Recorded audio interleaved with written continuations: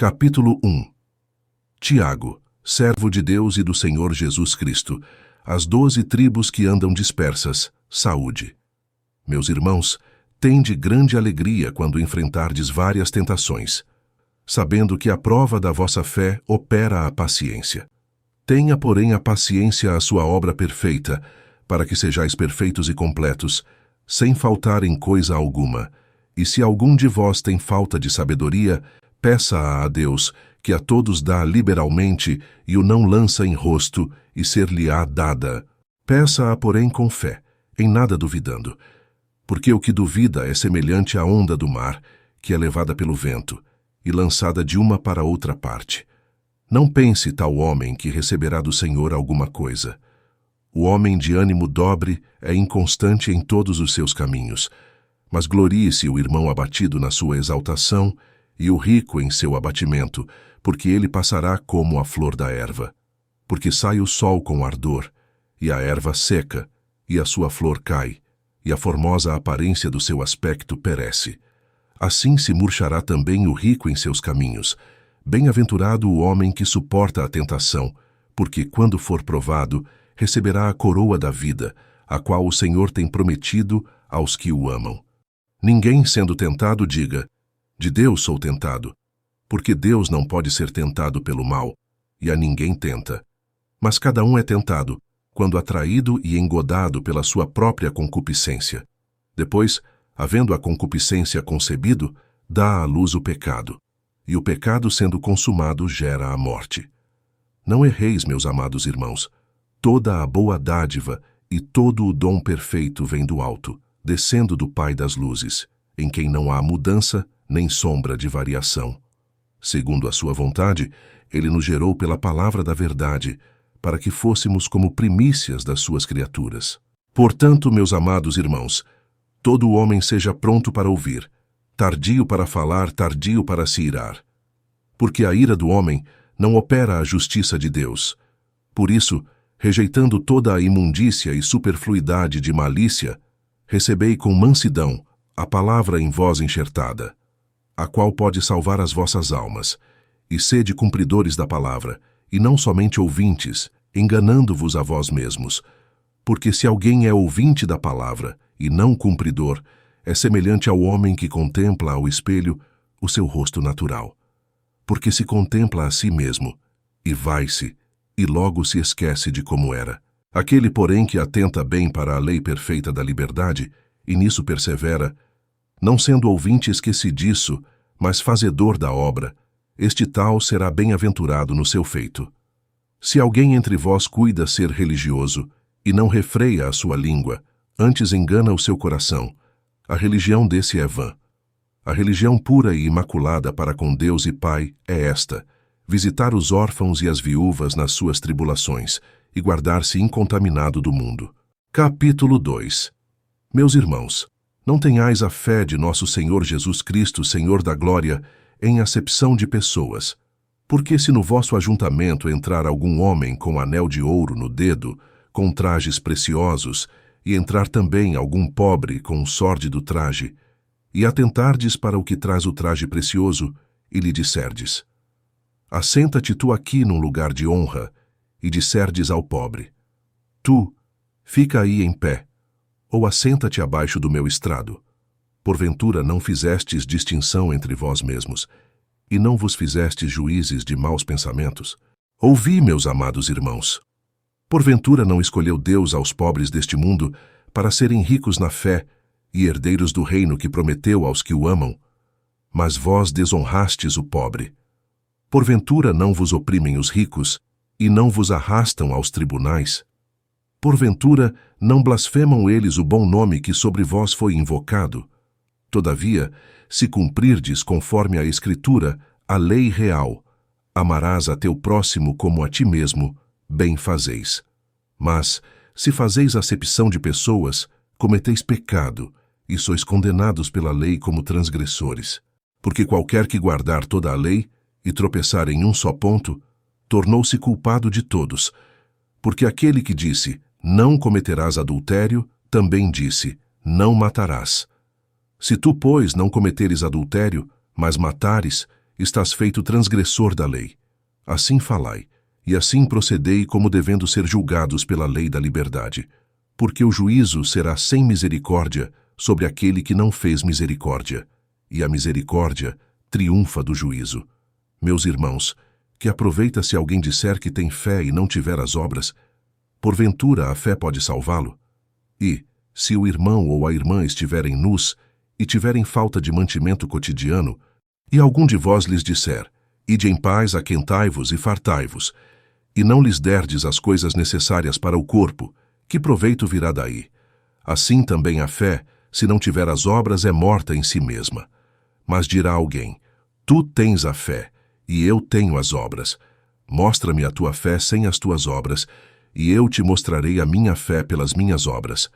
Tu crês que há um só Deus, fazes bem. Também os demônios o creem e estremecem. Mas, ó homem vão, queres tu saber que a fé sem as obras é morta?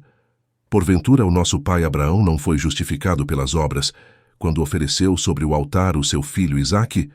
Bem vês que a fé cooperou com as suas obras, e que pelas obras a fé foi aperfeiçoada. E cumpriu-se a Escritura que diz, e creu Abraão em Deus, e foi-lhe isso imputado como justiça, e foi chamado o amigo de Deus. Vedes então que o homem é justificado pelas obras, e não somente pela fé. E de igual modo Raabe, a meretriz, não foi também justificada pelas obras quando recolheu os emissários e os despediu por outro caminho? Porque assim como o corpo sem o espírito está morto, assim também a fé sem obras é morta. Capítulo 3. Meus irmãos, muitos de vós não sejam mestres, sabendo que receberemos mais duro juízo. Porque todos tropeçamos em muitas coisas. Se alguém não tropeça em palavra, o tal é perfeito, e poderoso para também refrear todo o corpo. Ora, nós pomos freio nas bocas dos cavalos para que nos obedeçam, e conseguimos dirigir todo o seu corpo. Vede também as naus que, sendo tão grandes e levadas de impetuosos ventos, se viram com um bem pequeno leme para onde quer a vontade daquele que as governa. Assim também a língua é um pequeno membro, e gloria-se de grandes coisas. Vede quão grande bosque um pequeno fogo incendeia. A língua também é um fogo. Como mundo de iniquidade, a língua está posta entre os nossos membros, e contamina todo o corpo, e inflama o curso da natureza, e é inflamada pelo inferno. Porque toda a natureza, tanto de bestas feras como de aves, tanto de répteis como de animais do mar, se amansa e foi domada pela natureza humana. Mas nenhum homem pode domar a língua. É um mal que não se pode refrear, está cheia de peçonha mortal. Com ela bendizemos a Deus e Pai, e com ela amaldiçoamos os homens, feitos à semelhança de Deus. De uma mesma boca procede bênção e maldição. Meus irmãos, não convém que isto se faça assim. Porventura deita alguma fonte de um mesmo manancial água doce e água amargosa? Meus irmãos, pode também a figueira produzir azeitonas ou a videira figos? Assim tampouco pode uma fonte dar água salgada e doce. Quem dentre vós é sábio e entendido, mostre pelo seu bom trato as suas obras em mansidão de sabedoria.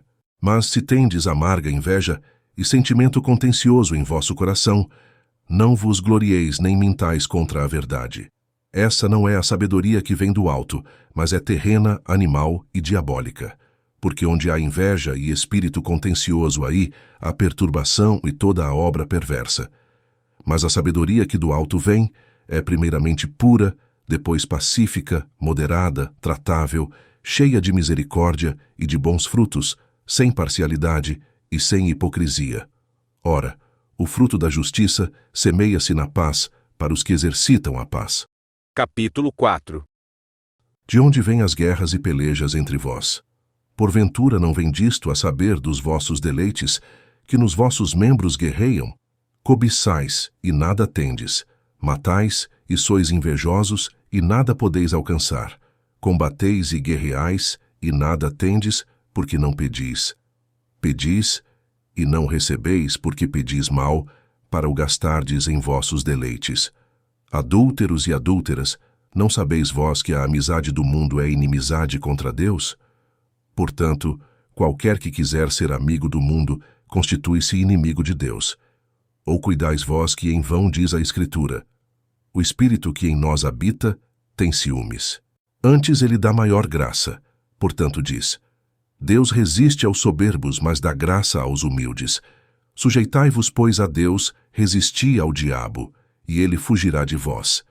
Chegai-vos a Deus, e ele se chegará a vós. Limpai as mãos, pecadores, e vós de duplo ânimo, purificai os corações. Senti as vossas misérias e lamentai e chorai. Converta-se o vosso riso em pranto e o vosso gozo em tristeza.